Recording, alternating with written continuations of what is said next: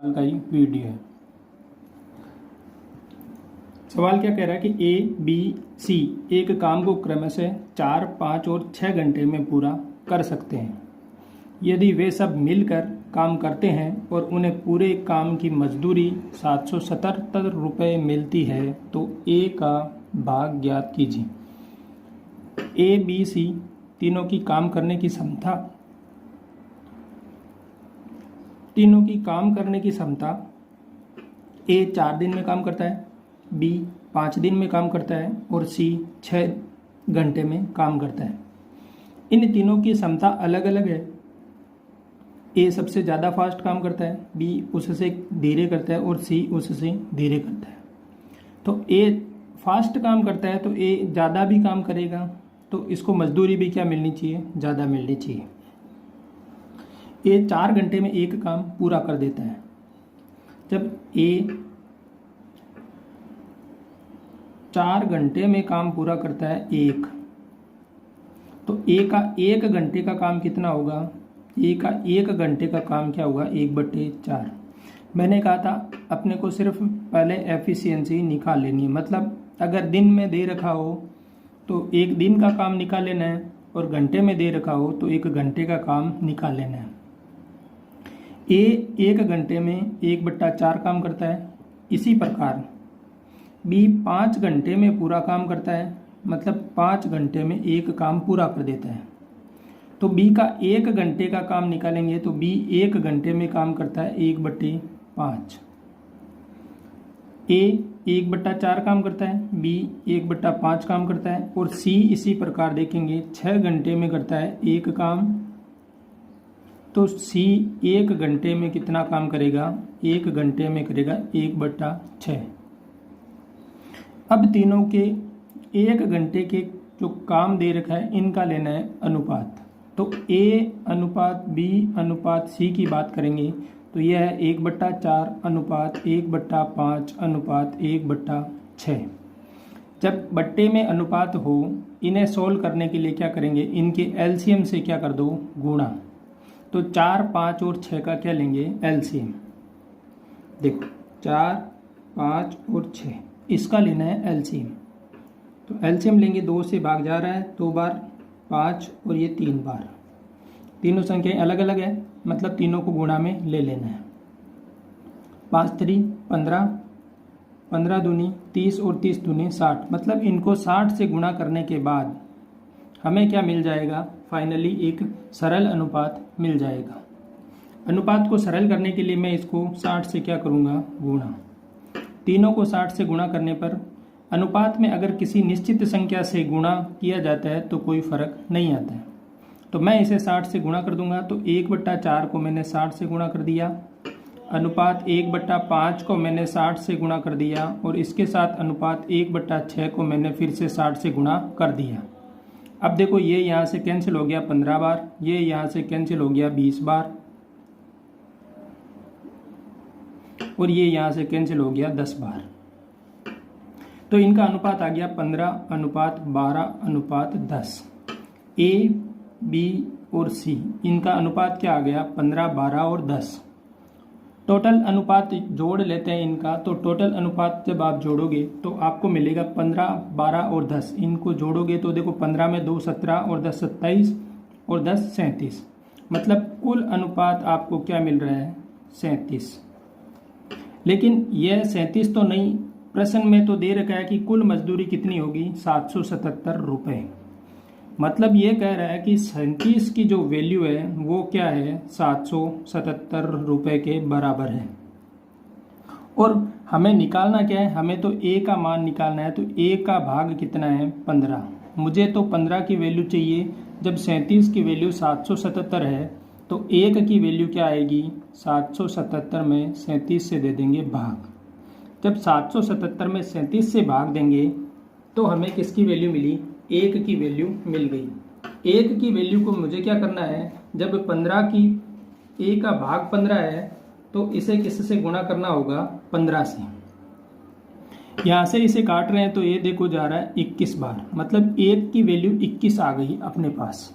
अब ए का भाग मुझे निकालना है तो ए का भाग क्या होगा, ए का भाग मुझे पता है 15 है, तो 15 को मैं क्या करूँगा 21 से गुणा, तो ए का भाग मिलेगा 15 इंटू 21। 15 को 21 से गुणा करेंगे तो ये मिलेगा अपने को 315 रुपये। क्यों, 15 को 20 से करो 300 और 300 में एक 15 और जोड़ दो तो 315 रुपये। मतलब फाइनल आंसर आपका आ गया बी, 315 रुपये। इस सवाल में समय काम मजदूरी वाला जो सवाल है, इसमें एक दिन का पहले काम निकालना होता है या 1 घंटे का काम निकालना होता है। अगर हमसे पूछा जाता कि ये 25 काम 30 काम जो भी काम हो, या ये कह देते 777 काम कितने दिन में होगा, तो मुझे यह अनुपात निकालने की ज़रूरत नहीं थी। इन तीनों का एक दिन का काम मैं जोड़ सकता था और जोड़ने के बाद सीधा इसमें भाग देना था, भाग देते ही मुझे कुल दिन मिल जाते। लेकिन हुआ क्या, इन्होंने दे दिया कि 777 रुपये है और इन 777 को ए बी सी को देना है, और देने के बाद जो ए का मान आपको मिल रहा है वह मान आपको बताना है। तो इसके लिए मुझे पहले क्या करना रहेगा, मैंने पहले इनका अनुपात निकाला।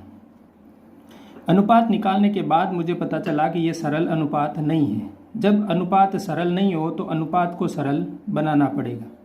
अनुपात को सरल बनाने के लिए हमें पहले हर का एलसीएम लेना है।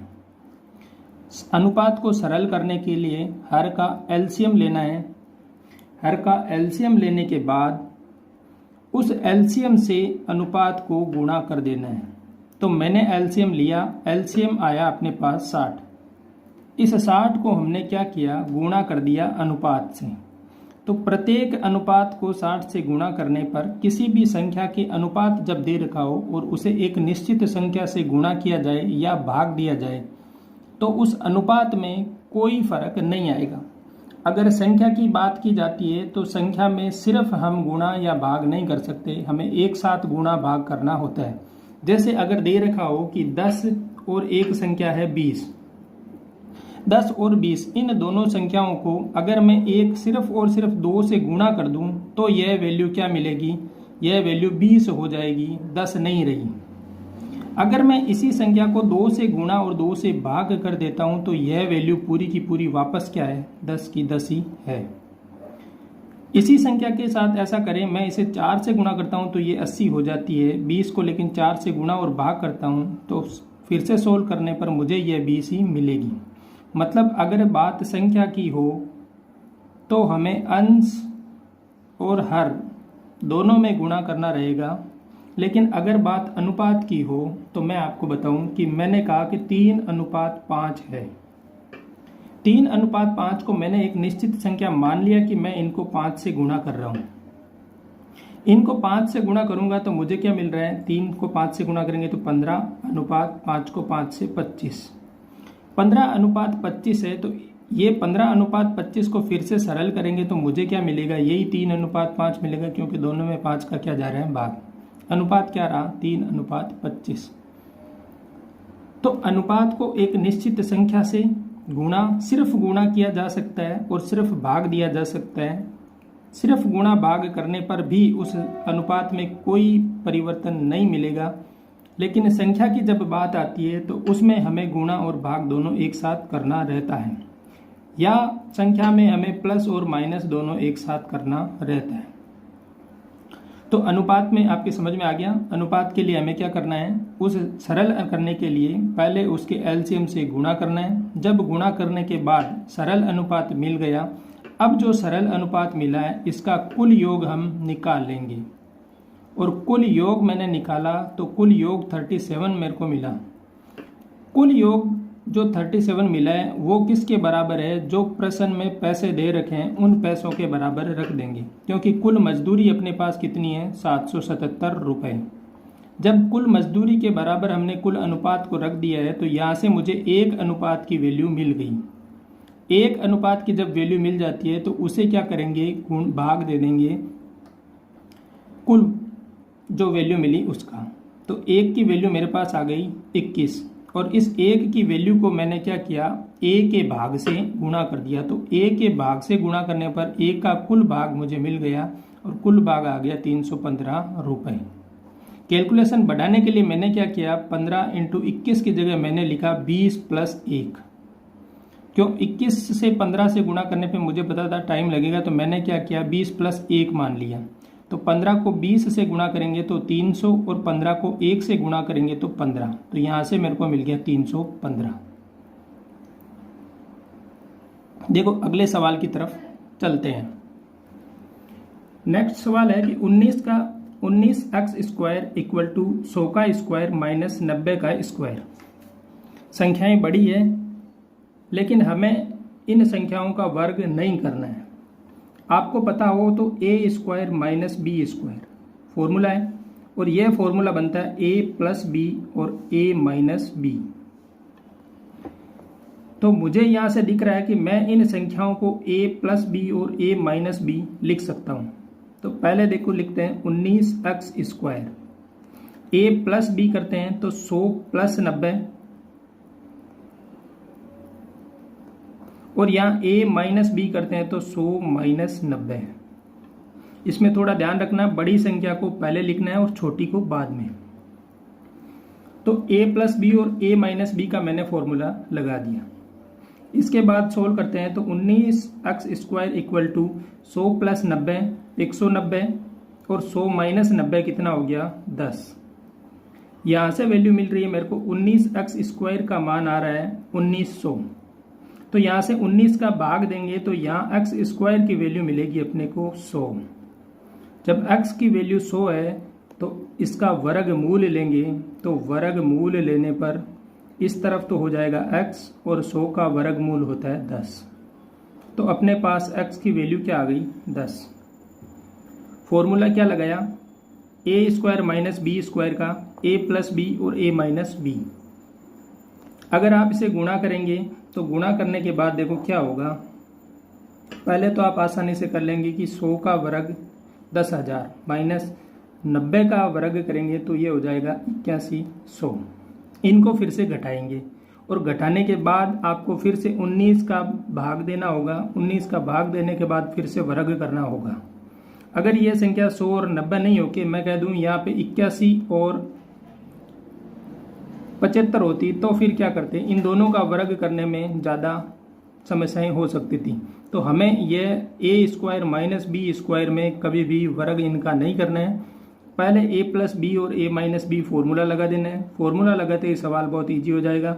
इसके साथ ही आगे सिंप्लीफिकेशन आसानी से हो जाएगा। नेक्स्ट सवाल क्या कह रहा है, गीतेश ने 4 वर्ष के लिए चक्रवर्ती ब्याज की 5% दर पर कुछ लोन लिया। यदि अदा किया गया ब्याज 431.01 रुपये था तो मूलधन ज्ञात करो। सवाल के 2 मेथड हैं। पहला मेथड है लॉग मेथड, जिससे हम 8वीं से लगा के 10वीं 11वीं कक्षाओं में सॉल्व करते हैं।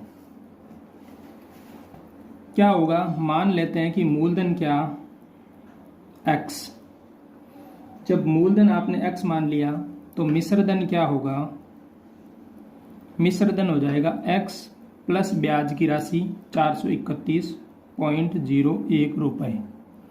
समय आपको दे दिया है 4 वर्ष का, और दर आपके पास क्या है 5%। तो अब आपको पता है कि चक्रवर्ती ब्याज का सूत्र क्या है, मिश्रधन इक्वल टू मूलधन 1 प्लस दर बटा 100 की घात समय। इस फॉर्मूले में हमारे पास सभी मान है, मूलधन है, मिश्रधन है, समय है, दर है। तो हमें ये सारी वैल्यू फॉर्मूले में रख देनी है। जब मैं मान रख रहा हूँ फॉर्मूले में, तो देखो मिश्रधन कितना x प्लस 431.01 इक्वल टू मूलधन कितना x 1 प्लस दर कितनी 5% बटा 100 और इसकी घात समय कितना 4 वर्ष।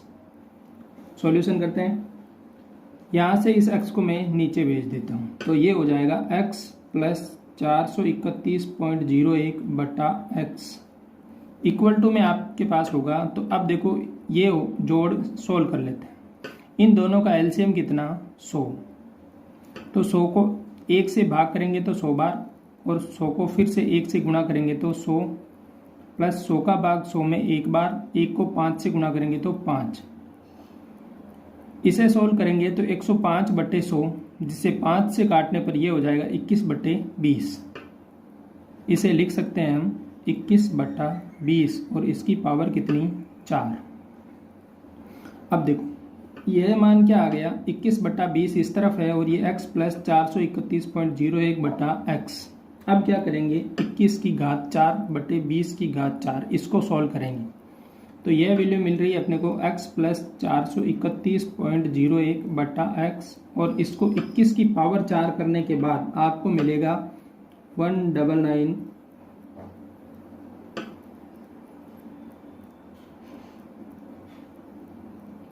1,94,481 और 20 का घात 4 करेंगे तो यहाँ से मिलेगा आपको 2 की पावर 4 करने पर 16 और 4 जीरो आगे हो जाएगा 1,60,000 मिल गए। अब देखो क्या करेंगे, अब इसमें भाग देंगे तो ये यहाँ पे तो हो रहा है 1 x का भाग x में एक बार प्लस 431.01/x और इस तरफ है 194481/16 के साथ 4 जीरो। अब इस 1 का पक्षांतरण करेंगे इस तरफ तो मैं ऊपर लिख देता हूँ वापस। 1 का पक्षांतरण करें तो इस तरफ मिलेगा 431.01/x। इस 1 को इस तरफ भेजेंगे तो माइनस का 1 तो यहाँ हो जाएगा 194481/1640 -1। इसको करते हैं सोल्व करेंगे तो यहाँ आपको वैल्यू मिलेगी 34481/1640। जब यह वैल्यू मिलेगी तो यहाँ से अब क्या मिलेगा आपका पास, अब इसको वापस x को क्या करना है क्रॉस गुणा तो यहाँ से x की वैल्यू अपने पास क्या आएगी, x की वैल्यू आएगी 431.01 इंटू बटा 34481 और ये फाइनल वैल्यू आपके पास समथिंग होगी 1999.988 जो अप्रोक्सीमेटली 2000 के बराबर है। इतनी बड़ी कैलकुलेशन के बाद जब आपको सॉल्यूशन मिलेगा तो वह भी पूरा नहीं मिलेगा, लेकिन हमें क्या करना है सेकंड मेथड में ध्यान रखना है कि इसमें करेंगे बाई ऑप्शन। जब आप बाई ऑप्शन चेक करेंगे तो आप जल्दी से सोल्व कर सकते हैं।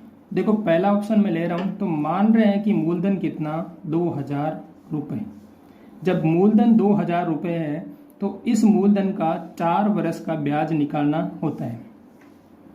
4 वर्ष के लिए पिरामिड फॉर्मूला आपको पता है कि 4 6 4 1 ये वाला होता है। ये कैसे आता है इसके लिए एक अलग से क्लास हम लेंगे, उसमें मैं समझा दूंगा। आपको याद रखना है कि 4 वर्ष के लिए आता है 4 6 4 1 और 3 वर्ष का होता है 3 3 1, 2 वर्ष का होता है 2 1 और 1 वर्ष के लिए 1। तो ये होता है पिरामिड फॉर्मूला। 4 से आगे भी है और ये आसानी से याद करने की भी ज़रूरत नहीं है। अगर एक बार समझ में आ गया तो ये जल्दी से याद रह जाएगा। 4 वर्ष के लिए क्या करना है 4 6 4 1। पहले लेते हैं 2 वर्ष का 5% निकालते हैं।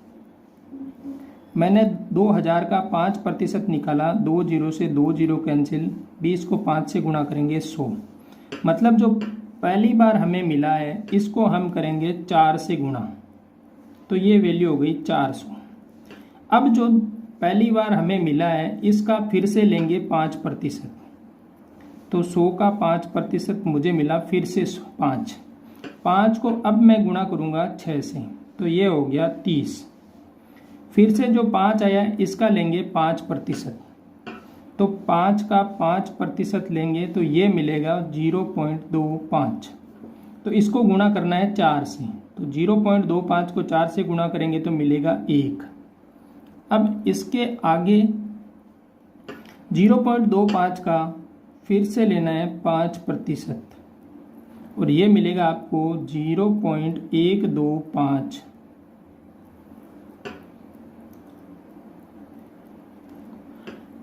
तो इसको करना है 1 से गुणा।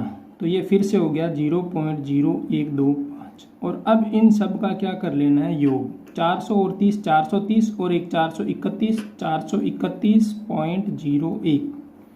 जो यह वैल्यू मिल रही है यही वैल्यू हमें क्या है, हमारे ब्याज की राशि है। तो आंसर क्या आ गया, 2000। तो ए ऑप्शन अपना राइट हो जाएगा। और मूलधन क्या मिल गया, 2000 रुपये।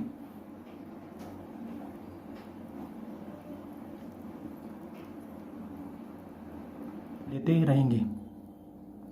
एक सीरीज में हम जो राजस्थान की जितनी भी प्रीवियस ईयर के सवाल लेंगे, सभी मतलब जितने भी एग्जाम हुए हैं उन सभी एग्जामों के मैथ्स के सवाल लेंगे और उन सवालों का क्या करेंगे, यहाँ पे वीडियो सॉल्यूशन आपको मिल जाएगा।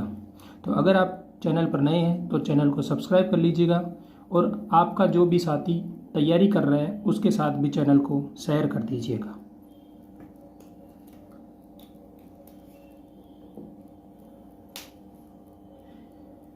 सवाल क्या कह रहा है, 20 पेन और 46 पेंसिल को 235 रुपये में खरीदा गया। यदि पेंसिल का औसत मूल्य 2.5 रुपये है तो पेन का औसत मूल्य ज्ञात करो। मतलब उस दुकानदार ने पहले 20 पेन और 46 पेंसिल 235 रुपये में खरीदे। पेनों की संख्या कितनी, 20, पेंसिल कितने, 46 और 235 में खरीदा। यदि पेंसिल का औसत मूल्य कितना है, 2.5, तो एक पेंसिल का मूल्य क्या है, औसत मूल्य का मतलब हो गया कि एक पेंसिल का मूल्य जो क्या है 2.5 रुपये। तो 46 पेंसिल उसने खरीदी, तो 46 पेंसिलों का मूल्य आपको निकालना है, तो होगा 46 इंटू 2.5।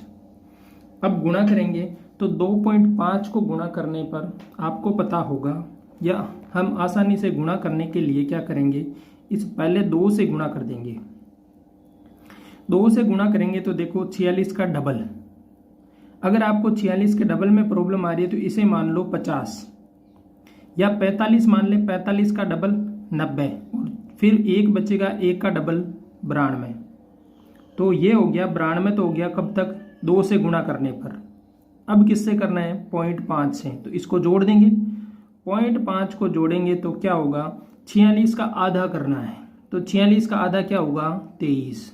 इन दोनों को जोड़ दो तो 2 और 3 5, 9 और 2 11, मतलब 115 रुपये की तो आपने क्या खरीदी थी, पेंसिलें खरीदी थी।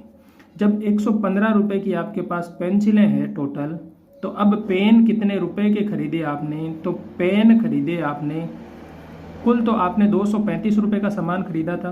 तो 235 रुपये में से आपने 115 रुपये की इसमें खरीदी है पेंसिल। 235 में से 115 की आपने पेंसिल खरीदी है, तो इसको हम क्या करेंगे, माइनस। जब इनको माइनस करेंगे तो हमारे पास क्या वैल्यू आएगी कि हमने कितने रुपए के पेन खरीदे। तो पेन खरीदने के लिए देखो माइनस करेंगे तो 5 से 5 गया 0, 3 में से 1 गया 2, और 2 में से 1 गया 1, मतलब 120 रुपये के आपने पेन खरीदे। अब वापस सवाल की तरफ बढ़ते हैं। सवाल कह रहा है कि 20 पेन खरीदे, तो 20 पेन का मूल्य आपके पास क्या है, 120 रुपये। यहाँ से आपको औसत निकालो या एक पेन का मूल्य निकालो, तो एक पेन का मूल्य, या मैं कह सकता हूँ औसत मूल्य पेन का क्या होगा, पेन का औसत मूल्य होगा 120 बटा 20। 0 से 0 कैंसिल, 2 से 12 गया 6 बार, तो 6 रुपये का एक पेन आपको होगा। तो उसने पेन की रेट क्या खरीदी, 6 रुपये पर पेन के दिए और पेंसिल के 2.5 रुपये दिए। तो राइट ऑप्शन क्या हो गया, राइट ऑप्शन आ गया अपना ए। जब इस टाइप का सवाल हो तो हमें पहले क्या करना है, जिसका मूल्य दे रखा हो उन सभी का मूल्य निकाल लेना है। जैसे यहाँ पेंसिल का मूल्य उसने कहा 2.5 है। जब पेंसिल का मूल्य 2.5 है तो मैंने 46 पेंसिल खरीदी, तो मुझे 46 पेंसिल का मूल्य निकालना पड़ेगा। मैंने 46 पेंसिल का मूल्य निकाला और मूल्य आया 115 रुपये। अब मुझे पता है कि मैं कुल 235 रुपये दे के आया हूँ, उसमें से 115 रुपये की तो पेंसिलें मैंने ली है। जब 115 रुपये की पेंसिलें हो गई तो इसके बाद मैंने देखा कि मैंने पेन कितने रुपए के खरीदे, तो मैंने 235 में से 115 माइनस किया और पेन कितना मिला, 120 रुपये। जब आपके पास ये आ गया है कि आपको 120 रुपये के पेन ही आपने खरीदे हैं, मतलब आपने जो 20 पेन खरीदे थे वो टोटल कितने हैं, 120 रुपये के हैं। तो यहाँ से एक पेन की मूल्य, या हम कह सकते हैं औसत निकालने के लिए मैंने कहा था औसत क्या होता है, औसत होता है राशियों का कुल योग बटा राशियों की कुल संख्या। तो यहाँ से आपको क्या मिलेगा, संख्या कितनी है 20 और इनका कुल रुपए कितने दिए 120। तो एक पेन का मूल्य या औसत पेन का मूल्य कितना आ गया, 6 रुपये पर पेन। ठीक है, नेक्स्ट सवाल की तरफ चलते हैं। ट्रिग्नोमेट्री का सवाल, मैंने कहा था इस टाइप का सवाल हर एक पेपर में एक ना एक सवाल 100% पूछा जा रहा है, 100% पूछा जा रहा है। याद रखना, स्टार मार्क लगा लेना। मैंने कहा था हमें इसमें एक फॉर्मूला याद रखना है, वो क्या था, लाल बट्टा कक्का। इस फॉर्मूले को मैं बार बार लिख भी रहा हूँ, हर एक क्वेश्चन के साथ लिख रहा हूँ जिससे आपको ये याद हो जाए। और आपको पता है कि एक क्वेश्चन 100% इसका आ रहा है हर एक एग्जाम में। तो रेलवे के सभी एग्जाम में आ रहा है, तो हमें इसको क्या करना है, पूर्णतया तैयार कर लेना है। पहला फॉर्मूला साइन के लिए, दूसरा फॉर्मूला कोस के लिए, तीसरा फॉर्मूला टेन के लिए, और इनका उल्टा, ये कोट के लिए, ये सेक के लिए और ये कोसेक के लिए। फॉर्मूला याद हो जाएगा, नहीं तो आपको ये फॉर्मूला तो 100% याद करना ही है। याद रखना, लाल बट्टा कक्का। साइन की वैल्यू क्या, लंब बटे कर्ण। यहाँ से साइन थीटा जो लंब बटे कर्ण है इसका मान आ रहा है 40/41। कर्ण की वैल्यू है, लंब की वैल्यू है, आधार की वैल्यू निकालनी है। स्पीडली निकालना सीख गए होंगे अब तो। क्या करना होता है, अंडररूट कर्ण का स्क्वायर माइनस लंब का स्क्वायर। 41 का स्क्वायर करेंगे, स्क्वायर कैसे करेंगे, पहले इसका स्क्वायर 1, इन दोनों का गुणा 4, 4 दूनी 8, और इसका स्क्वायर 16। तो 41 का स्क्वायर क्या आएगा, 1681 माइनस 40 का स्क्वायर 1600। तो यहाँ से मेरे पास a की वैल्यू क्या आ रही है, अंडररूट 81 का क्या हो जाएगा 9। तो ये a की वैल्यू क्या आ गई 9। एक पाइथागोरियन ट्रिक आप और याद कर सकते हो, 9, 40, 41, ये भी याद कर लेना। जैसे जैसे आ रहे हैं आप इनको लिख लेना एक साइड में या एक अलग पेज पे लिख लेना, तो आप इन्हें याद कर लेना। 9, 40, 41 हो गया। यहाँ से कोट की वैल्यू चाहिए, तो कोट का मान क्या, आधार बटे लंब। तो कोट थीटा बराबर क्या होगा, आधार बटे लंब। आधार कितना है 9 और लंब कितना है आपके पास 40। तो फाइनल आंसर क्या मिल गया, 9/40। यह फॉर्मूला स्टार मार्क करके लिख रहा हूँ, आपको जल्दी याद कर लेना है। इसको आपको कंपलसरी या ज़रूर याद करना है। दूसरी बात, हो सकता है तो पाइथागोरियन ट्रिक भी आप याद कर लेना। जैसे जैसे आपको मिलते हैं ट्रिक को एक साइड में या एक पेज में लिख लेना, या पेपर के ऊपर हेडिंग वाले पोर्शन में इसको लिख लेना, जिससे आपको ज़्यादा जल्दी जैसे जैसे आप रिवीजन करेंगे सामने आता रहेगा, और जब सामने आएंगी बार बार चीज़ें तो आपको चीज़ें ज़्यादा याद होगी। अगले सवाल की तरफ देखते हैं। क्वेश्चन ये कह रहा है, देखो 98,534 में से कौन सी छोटी से छोटी संख्या घटाई जाए कि प्राप्त संख्या 824 से पूर्णतः विभाजित हो जाए। मतलब इस संख्या में से आपको ऐसी संख्या घटानी है जिसके बाद जो संख्या मिलेगी वह संख्या पूर्णतया 824 से क्या हो, विभाजित हो जाए। तो आपको पता है कि जब संख्याएं विभाजित कब होगी, वह संख्याएं विभाजित तब होती है जब इन संख्याओं के गुणज जो संख्या मिलती रहे। जैसे मैं आपको बताऊं कि आपको क्या मिलेगा, एक छोटे सवाल से मैं पहले एक बात समझा देता हूं, उसके बाद हम आगे चलते हैं। मैंने कहा कि एक संख्या अपने पास है 26 और इस 26 संख्या में से मैं क्या घटाऊं कि यह संख्या पूर्णतया 4 से विभाजित हो जाए। तो हम पहले क्या देख रहे हैं, एक बार के लिए इस छोटे से सवाल को क्या कर रहे हैं, सोल्व कर रहे हैं। अपना सवाल क्या है, 26 में से कौन सी संख्या घटा दी जाए जिससे यह संख्या 4 से पूर्णतः विभाजित हो जाए। हमने देखा कि 26 में हम क्या करेंगे, भाग देंगे 4 का। 4 का भाग दिया तो 6 बार जाएगा, 6 चौके 24, पीछे बचा 2।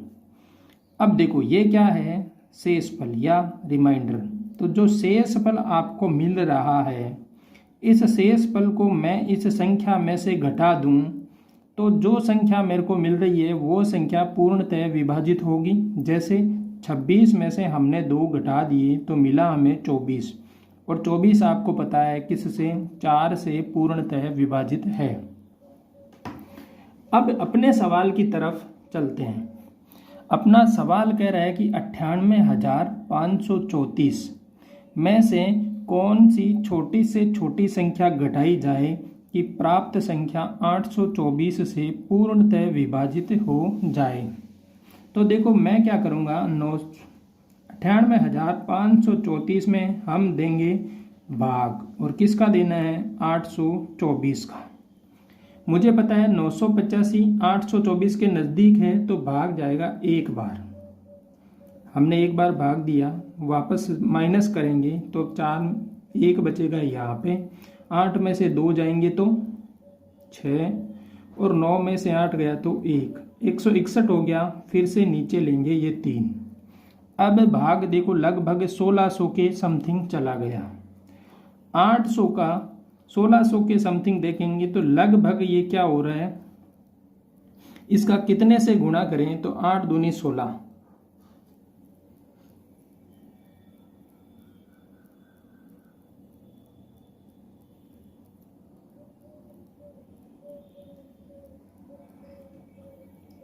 दो गुना के समथिंग हो गया है। तो हम एक बार सोचते हैं कि 2 गुना करेंगे तो ये 1613 है, और 1613 है मतलब 24 का डबल होना चाहिए, लेकिन है नहीं अपने पास, तो भाग एक बार जाएगा।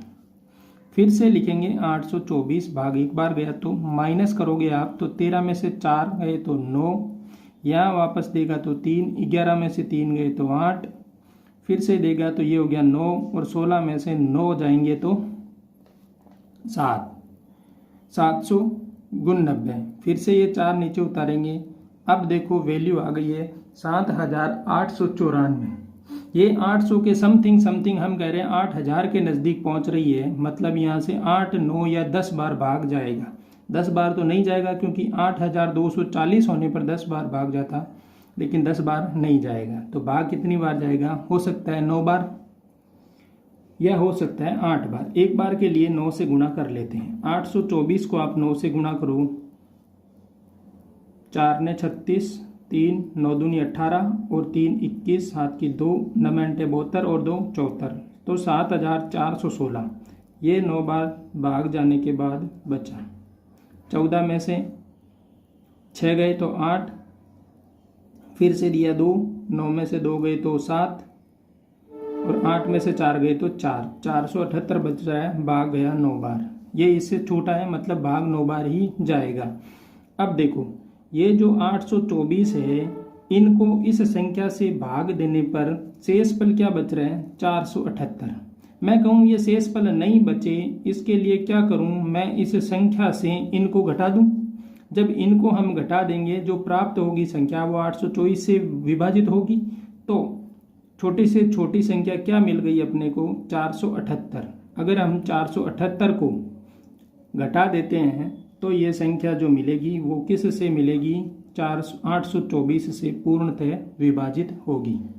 ध्यान रखना, पूर्णतः विभाजित पूछ रहा है तो जो संख्या दे रखी है इसका भाग दे दें, जो रिमाइंडर आता है उसे उस संख्या से घटाने के बाद वह संख्या पूर्णतः विभाजित होगी। तो हमें क्या निकालना है, रिमाइंडर निकालना है। अगला सवाल क्या कह रहा है कि √5 की वैल्यू आपको दे रखी है 2.236 है, तो √5/2 है। एक सिंपल सा सवाल है जिसमें आपको √5 की वैल्यू उसने पहले दे दी है और सिर्फ इसमें 2 से भाग देना है। बहुत ही आसान सा सवाल है। कैसे? √5 की जगह हम क्या रखेंगे 2.236/2। इससे भाग देंगे तो देखो 2 का भाग 2 में एक बार, फिर से लगेगा पॉइंट, फिर से 2 का भाग 2 में एक बार, 2 का भाग 3 में एक बार, फिर से बचा एक शेषफल, 1 और 6 हो गए 16, 2 का भाग 16 में गया 8 बार। फाइनल आंसर आपको मिल रहा है 1.118। बी ऑप्शन आपका राइट हो जाएगा। बहुत ही आसान सा सवाल है। हो सकता है इस पे √5, √7, √15 जो भी हो, अगर आपको रूट की वैल्यू दे रखी हो सवाल में तो आपको कुछ नहीं करना, सीधा भाग देना है। पॉइंटों की संख्या में भाग देने के लिए, या हो सकता है आपको पॉइंट में दिक्कत आती हो तो पहले पॉइंट हटा के आप यहाँ पर क्या कर सकते हो 1000 नीचे रख सकते हो। अब आसानी से आपको 2 का भाग दे देना है, फिर 3 के बाद पॉइंट वापस लगा देना है। दोनों मेथड है, सीधा दे सकते हो सबसे बेस्ट, नहीं दे सकते हो तो आप पॉइंट हटा दो, हटाने के बाद फिर से वापस पॉइंट लगा देना है। अगले सवाल की तरफ चलते हैं। सवाल फिर से वही है, एक छोटी से छोटी संख्या ज्ञात करो जो 6, 8, 12 और 16 से पूर्णतः विभाजित हो जाए। पिछले सवाल में यह कहा था कि एक संख्या उसने दे दी थी और देने के बाद उसने कहा था कि ये 824 से विभाजित हो, इसके लिए इसमें से कौन सी छोटी से छोटी संख्या घटा दें। इस बार कह रहा है कि छोटी से छोटी संख्या ज्ञात करो जो 6, 8, 12, 16 से पूर्णतः विभाजित हो। मतलब ऐसी संख्या होगी जिसमें इन सभी का भाग पूरा पूरा जाता हो। मैंने कहा था जब छोटी से छोटी संख्या की बात आती हो और 2-3 संख्याएं दे रखी हो तो हमें सबसे पहले एलसीएम निकालना है, और एलसीएम निकालना है, वही एलसीएम क्या होगा, वह छोटी से छोटी संख्या होगी जो इन संख्याओं से विभाजित होगी। तो हम पहले क्या कर रहे हैं, एलसीएम निकाल लेते हैं किसका, 6, 8, 12 और 16 का। भाग दो 2 से तो 3 बार, 4 बार, 6 बार, 8 बार। फिर से 2 से भाग, 3 का 3, 2 बार, 3 बार, 4 बार। एक बार और 2 से भाग देंगे, 3 का 3, 1 बार, 3 बार, 2 बार। अब देंगे 3 से भाग तो 1 बार, 1 बार, 1 बार, और ये यहाँ से क्या रह गया 2। तो हमारे पास एलसीएम क्या आया, 2 × 2 × 2, 3 बार ये, 1 बार ये, × 2 और 1 ये 3। गुणा कर दो, 3 दूनी 6, 6 दूनी 12, 12 दूना 24 और 24 दूना 48। तो वह छोटी से छोटी संख्या क्या होगी जिसमें 6 का भाग जाता है, 8 का भी जाता है, 12 का भी जाता है और 16 का भी भाग जाता है। तो फाइनल आंसर क्या मिल गया अपने को, 48। राइट ऑप्शन देख लेते हैं। अगर आप एलसीएम नहीं निकालते हो तो बाई ऑप्शन भी आपको चेक कर लेना है। देखो 24 में 6 से जाता है, 8 का जाता है, 12 का भी जाता है, लेकिन 16 से भाग नहीं जाता। 64 की बात करेंगे तो 16 चौके 64, 12 का भी भाग नहीं जाता है, 8 का भी 8 × 64 जाता है, 6 का भी नहीं जाता है। 80 की बात करेंगे तो 8 का चला जाता है, 16 का भी चला जाता है, लेकिन 12 से भाग नहीं जाता है। तो इसमें एक ही संख्या है, बाई ऑप्शन भी आप चेक कर सकते हो, लेकिन यह जल्दी से आप एलसीएम निकाल सकते हो। तो जरूरी नहीं है बाई ऑप्शन में आपको चारों चेक करने की, एलसीएम एक बहुत आसान से निकल जाता है। जिस ऑप्शन में आपको लगे लेंथी सवाल बन रहा है उसमें अपने को बाई ऑप्शन चलना चाहिए।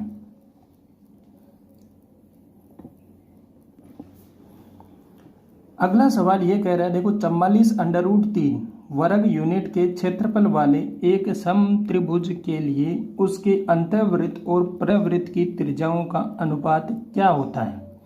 दोस्तों मैंने कहा था इस सवाल को आप रट लेना। क्यों रट लेना, क्योंकि इस सवाल में अनुपात जब वो पूछा जा रहा है तो ऊपर की चीज़ों का कोई मतलब नहीं है। हमें यह ध्यान रखना है कि समभुज त्रिभुज के लिए उसकी अंतःवृत्त त्रिज्या और परिवृत्त त्रिज्या का अनुपात हमेशा 1:2 होता है। उसकी भुजा की लंबाई चाहे कुछ भी हो, उसकी भुजा की लंबाई से कोई फर्क नहीं पड़ता त्रिज्याओं के अनुपात में। जब त्रिज्याओं के मान की बात की जाती हो तो आप मान अलग अलग निकालना होगा, हमें भुजा भी ज़रूरत रहेगी। लेकिन जब अनुपात पूछ रहा है तो अंतःवृत्त और परिवृत्त की त्रिज्या का हमेशा अनुपात 1:2 होता है। कैसे?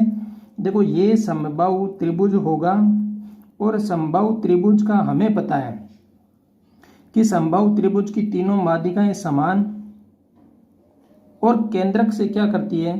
गुजरती है।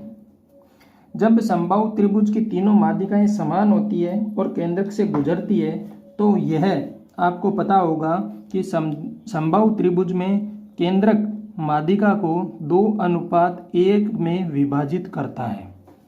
पहली बात, माध्यिका को केंद्रक 2:1 में विभाजित करता है। 2 अनुपात कौन सा? 2 किस तरफ होगी? शीर्ष की तरफ। अब माध्यिका का अनुपात 2:1 है, ध्यान रखना, और त्रिज्याओं का अनुपात 1:2 मिलेगा। कैसे? अंतःवृत्त की त्रिज्या ये वाली होगी क्योंकि अंदर की तरफ एक वृत्त बनेगा और इस वृत्त की त्रिज्या कौन सी होगी? यह, मतलब एक भाग वाली त्रिज्या कौन सी है? अंतःवृत्त की। तो अंतःवृत्त की त्रिज्या आ गई 1, और परिवृत्त की त्रिज्या कौन सी होगी? जो शीर्ष से गुजर रहा है, तो शीर्ष से गुजरने पर परिवृत्त की त्रिज्या होगी ये 2 भाग वाली। तो परिवृत्त की त्रिज्या 2 भाग वाली और अंतःवृत्त की त्रिज्या 1 भाग वाली। तो अंतःवृत्त और परिवृत्त का अनुपात 1:2। माध्यिका किस अनुपात में विभाजित करती है? 2:1 के अनुपात में विभाजित करती है। समबाहु त्रिभुज के लिए लंब केंद्र, परिकेंद्र, अंतःकेंद्र, केंद्रक, यह सब एक ही बिंदु पर होते हैं।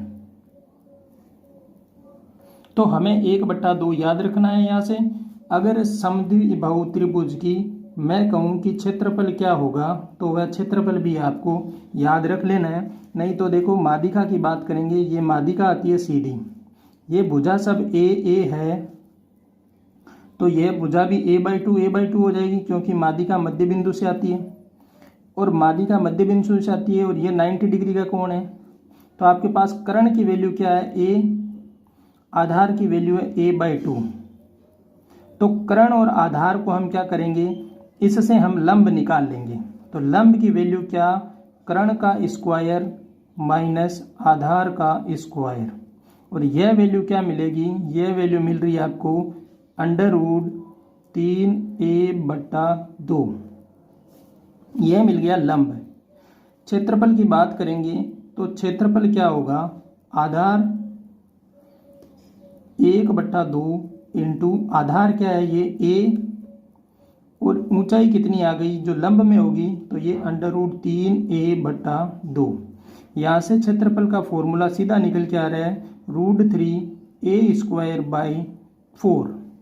तो याद रखना, समबाहु त्रिभुज का क्षेत्रफल √3/4 भुजा स्क्वायर होता है। ठीक है। अब भुजा की मान a का वैल्यू आपको मिल गई है। a की वैल्यू मिलने के बाद अपने पास क्या आ गई? अब अगर माध्यिका की लंबाई कितनी है? √3a/2। अब यहाँ से मैं परित्रिज्या और अंतर त्रिज्या की भी आपको व्याख्या बता देता हूँ। जब माध्यिका की लंबाई √3a/2 है तो यह वैल्यू कौन सी है? ये पूरी वैल्यू है। तो परिवृत्त अंतःवृत्त की त्रिज्या के लिए मुझे पता है कि पूरी 3 भाग होगी और 3 भाग में से 1 भाग अंतःवृत्त की त्रिज्या है और इसका पूरा भाग कितना? √3a/2। तो अंतःवृत्त की त्रिज्या आ गई √3 से, ये 3 कटेगा √3 टाइम्स, तो a/2/√3 ये होती है अंतःवृत्त की त्रिज्या। परिवृत्त की त्रिज्या के लिए हम क्या करेंगे? मुझे पता है 2 भाग होगा 3 में से और √3/2a, 2 से 2 कैंसिल, रूट से √3 बार कैंसिल, a/√3। यह होती है परिवृत्त की त्रिज्या a/√3।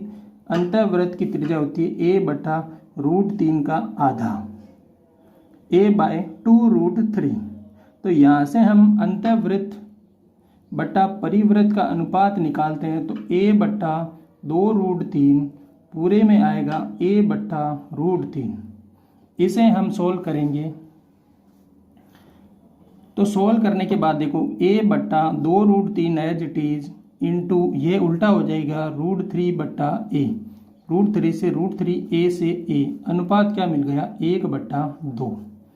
तो मैंने आपको कहा कि हमें सीधा याद रखना है अंतःवृत्त अपॉन परिवृत्त या इनका अनुपात हमेशा 1/2 आपको मिलेगा।